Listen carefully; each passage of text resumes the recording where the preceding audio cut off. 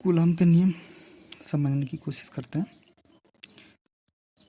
जैसे कि लिखा होगा आपने, कूलॉम का नियम हमको बताता है दो स्थिर आवेशों के मध्य कार्य करने वाला प्रतिकर्षण या आकर्षण बल दोनों आवेशों के गुणनफल के समानुपाती तथा उनके बीच की दूरी के वर्ग के व्युत्क्रमानुपाती होता है।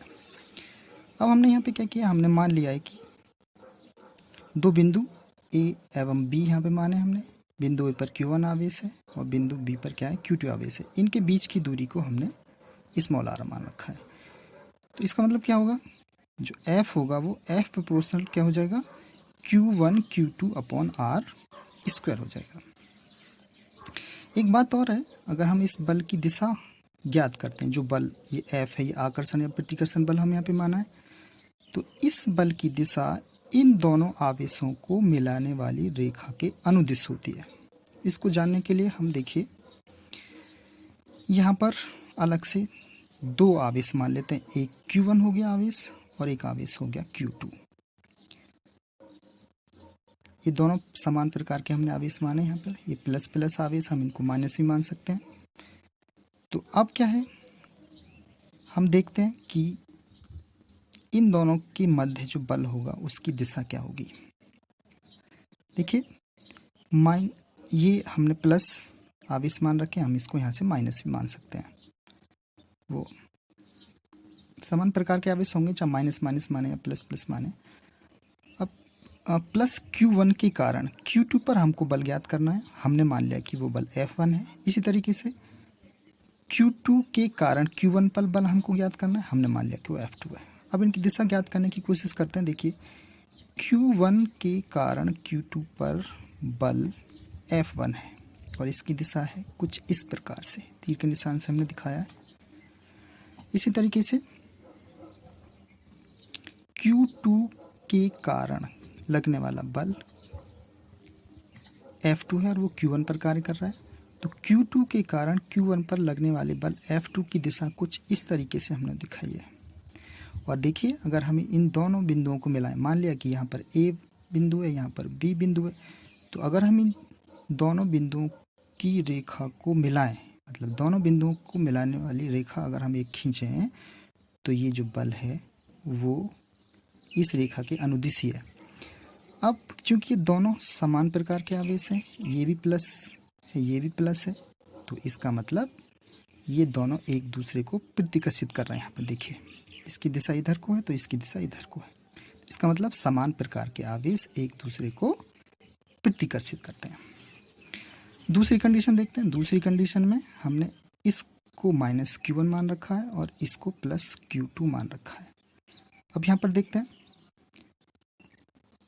बिल्कुल इसी तरीके से माइनस Q1 पर लगने वाला बल हमने F1 माना है कुछ इस तरीके से, और प्लस Q2 के कारण माइनस Q1 पर लगने वाला बल हमने F2 माना है। इसका मतलब क्या हुआ, माइनस Q1 से प्लस Q2 पर लगने वाला बल F1 प्लस Q2 से माइनस Q1 पर लगने वाला बल F2। अब देखिए, यहाँ पर Q1 इधर को आकर्षित होगा Q2 की तरफ को और Q2 Q1 की तरफ को आकर्षित हो। इसका मतलब क्या होगा कि Q1 के कारण Q2 पर लगने वाला बल F1 इस दिशा में होगा, इस दिशा में। इसी तरीके से Q2 के कारण Q1 पर लगने वाला बल किधर को होगा, कुछ इस दिशा में होगा। मैंने तीर के निशान से दिखाया और वो होगा F2। इसका मतलब क्या होगा कि जो विपरीत प्रकार के आवेश हैं वो एक दूसरे को आकर्षित करते हैं। ठीक है, अब आइए, कूलॉम का नियम बताता है कि F प्रोपोर्शनल होता है Q1 Q2 upon R square.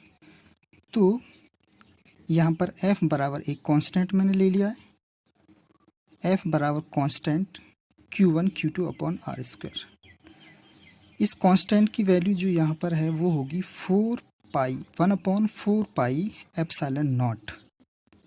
ये एप्सिलॉन नॉट है, ये है निर्वात की विद्युतशीलता। और निर्वात की विद्युतशीलता का जो मान होता है वो होता है 8.85 10⁻⁻12 coulomb square upon newton metre square. तो इसका मतलब अब फिर क्या हो जाएगा, अब यहाँ पे कांस्टेंट अगर हम रख देते हैं तो पूरा बल क्या हो जाता है, पूरा बल हो जाता है F बराबर 1/4πε0 Q1 Q2 upon R square.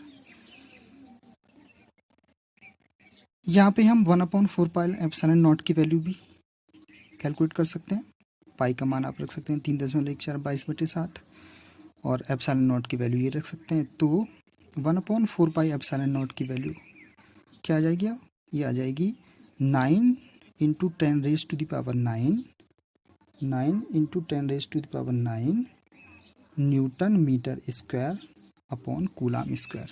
इसका मतलब ये वैल्यू अब हमको बार बार कैलकुलेट नहीं करनी पड़ेगी। अगर हम न्यूमेरिकल ज्ञात करेंगे तो क्या हो जाएगा, फिर हो जाएगा ये F इक्वल टू ये न्यूमेरिकल अगर हम देखेंगे कैलकुलेट करके तो हम डायरेक्ट ये वैल्यू रख सकते हैं 9 10⁻⁹ Q1 Q2 upon R square.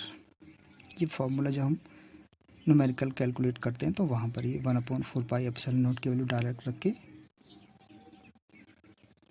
Force जो बल है इसका मान हम ज्ञात कर सकते हैं। तो अगर इसके बाद कुछ समझ में ना आए आपको तो ग्रुप में आप पूछ सकते हैं। अभी के लिए इतना ही, धन्यवाद।